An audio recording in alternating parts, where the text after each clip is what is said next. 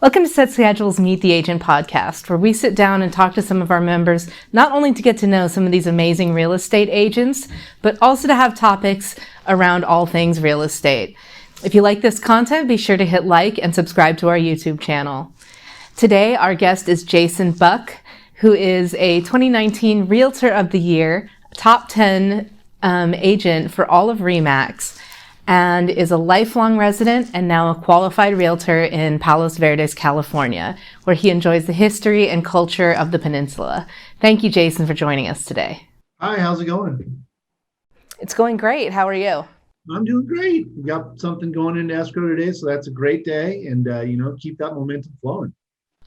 Oh, yeah, always, always. So now tell us a little more. I'm not familiar with the Palos Verdes region, so why don't you tell me a little bit more about the area? So Palos Verdes is unique because it is a peninsula. It jets out into the ocean. It's located in the South Bay, but that's the South Bay of Los Angeles. So you're south of Hermosa, Manhattan, and Redondo beaches, and then you stick out before you get to the port, which is to our south, the port of Los Angeles. There's 4 different cities here. One's a gated community that was actually a dude ranch. That's Rolling Hills. Can't get in. It's all private. Really interesting, unique city guidelines there. You have to have a barn. Almost every property is an acre. Then you have Rolling Hills Estates, which is also a very horsey area on the backside of the hill. And then you have 2 areas on the front. You have Rancho Palos Verdes and Palos Verdes Estates. Palos Verdes Estates was the first city actually incorporated in 1924. And it has some really incredible history, architecture, and guidelines. That's amazing. And so tell me about some of the things that are kind of created. That's really interesting that some of the properties, like they need to have a barn. Can you explain sometimes like how those sorts of regulations come about and why they exist? Yeah, so it actually came from the Palos Verdes Estates part first. There was a banker named Frank Vanderlip who found out about Palos Verdes, and he had been to Italy and he wanted to make a place that was like the Amalfi Coast. So he came to Palos Verdes, which is a hill overlooking the ocean, and he said, you know what, I can do this here. And he bought the entire Palos Verdes Peninsula of 16,000 acres for 1.3 million in 1913. He then brought in some really successful planners of the time, one being Frederick Law Olmsted Jr., who then helped design the roads, the streets, and then they did the most unique thing. They created a homeowners association that had architectural control over the city. So not only do you have the city, which has your normal building reports, they have an HOA that technically doesn't have like dues, but they have supplemental tax bills in the city to support things that they're trying to pass. That would be based on the square footage of the house. That HOA then said, okay, here's our city guidelines. You can only build on 30% of your lot unless you're zoned for a 2-story. You have side setbacks and different easements. You have city land. And so all these rules came into play. You cannot change the color of your home, put on garage doors, change windows, do a balcony without getting this HOA approval, or then you get dinged and then you'll have a second assessment fee or kind of like a red tag against your property, which will keep you from getting permits to do the next thing that you want to do. Makes it a really interesting and tricky when you sell something here to make sure that all those permits and things are in line. So understanding that local law is really going to protect your client's interest, or you might jump into a property that you didn't know had some pending matters. So there's some pretty tricky stuff there. So that was first. And then, oh gosh, I forgot the guy's name that bought Rolling Hills and turned it into a dude ranch, but Rolling Hills followed the same philosophy, creating an HOA. Their HOA in this gated community called Rolling Hills says all properties are single level. You can only paint the house white, and it's all in a ranch style, but there are 3 kinds of ranch, and one is a little bit more modern to adapt to today's lifestyle.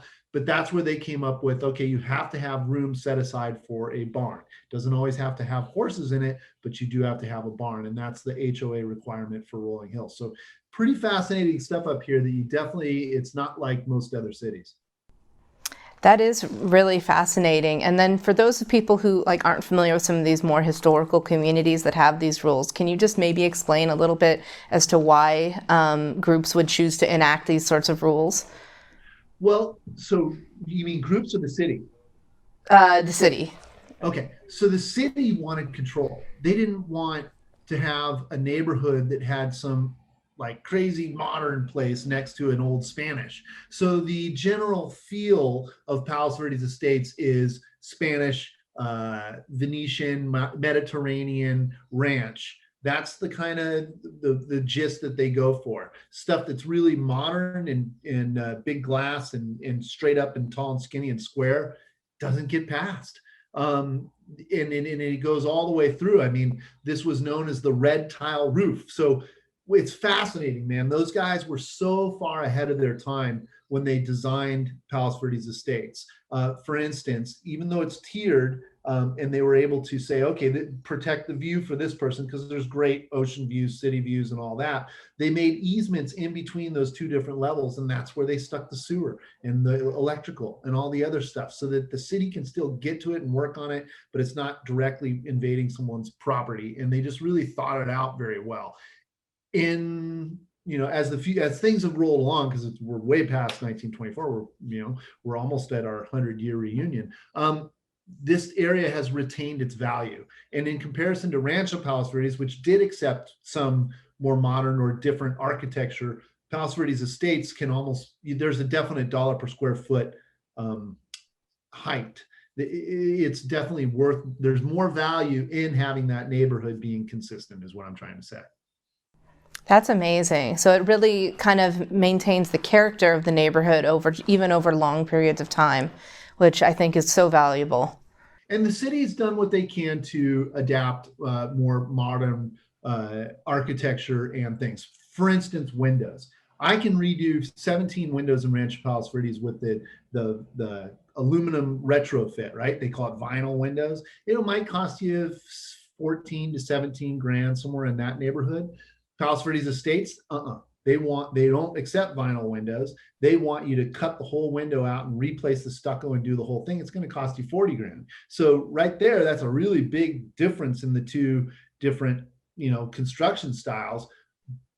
However, in the long run, that estate's property is going to be valued higher. The thing about the red tile roofs I thought was brilliant. In order to support a tile roof, you have to have a stronger structure. So just by them demanding or stating you have to use a red tile roof, you have to build a more sturdy home to support that roof. And so that's kind of how it's trickled down to be better construction, more sturdy, that kind of stuff. That's, I love that. That's awesome because so many people today they talk about how sometimes newer homes, especially in these like large pre-planned communities, they can kind of be some of the construction quality can be a little less than people talk about the good old days. Like they don't build houses like they used to, and so I really like that a lot. And So it it's also has kept everything. There is no real track stuff here. There's a couple commercial areas where they would have multi-unit things, but for the most part, they're very strict about what can be built, where can it be built, and so forth. That's amazing. And so, what kind of gave you, because this is so above and beyond what many realtors would know about their neighborhoods, right? Like, you clearly are like deeply interested in the history, and it's a very rich cultural history of this neighborhood. How do you think that that interest has really helped you in your real estate business? You know what? So I say this, I'll get to that in a second. I teach a class. And I tell the class, I say, look, when this game or job or business or lifestyle, whatever you want to call real estate, because it's all of those things, and yeah, it's really dependent upon your relationship with a person and building rapport. And one thing that is most people find very interesting is history, and it can't be negated.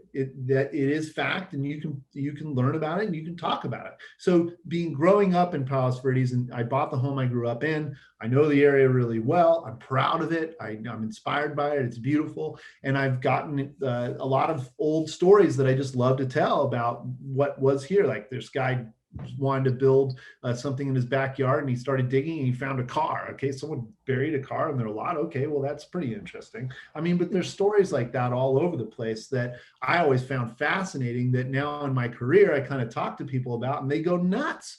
So there really is a direct connection to being able to tell them, oh, you know what used to be here, or what this was like, or so forth. And people love it. They love to hear what was and how it's become, because maybe that helps them forecast what will be. It's part of it. That's great. And for me, I just love hearing what other people are passionate about. And it's clear when you speak about this. You mentioned you even teach a class on. Right. So our local board has created a class called the Palos Verdes Specialist, and it really goes into our history here. I mean, outside of what I've told you about the city, in Rancho, there was a World War II building, and there's a ton of like really military stuff that happened here. Because we're a peninsula and there's a island, Santa Catalina Island, it's 25 miles. If the Japanese were to invade Los Angeles, which they felt was going to happen in World War II, they put guns and big things that could shoot, not a missile, but it was a 8mm gun that could shoot the boats from Palos Verdes. Later, after that war was done, we actually had Nike missiles there during the Cold War, which is just like, what? I mean, they're all gone now, but still the silos are there.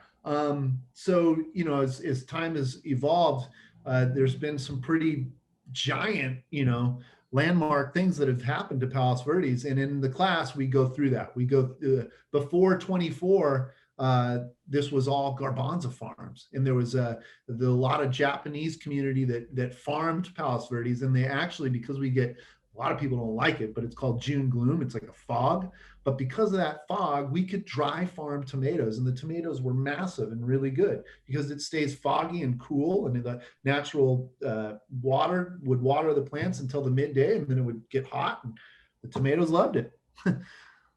That's so interesting. See, it's such a rich history, and those are things that I would have never known about that area. And I can imagine when you have people who are coming into that area, that really not only just gets them excited about the area because they hear you being excited about the area, but also it really kind of establishes you as somebody who they can really trust to know the area. You're onto something. It helps you prove your expertise. It helps you prove your value. We've been talking to 3 different people this morning about value, because we're getting into an age where everyone's looking at undercutting a commission, or, like it's all money. And you know what? It's not. There is a big difference between someone who's willing to undercut their commission and just try and get a deal done, as opposed to someone that says, no, I'm worth what I'm telling you, because they either know the people, they know the community, or they know the law. I mean, those things are really important when it gets down to it, more so than $5,000 or $10,000 off a commission, right? So it's a big topic there. I'm not going to jump into that bandwagon.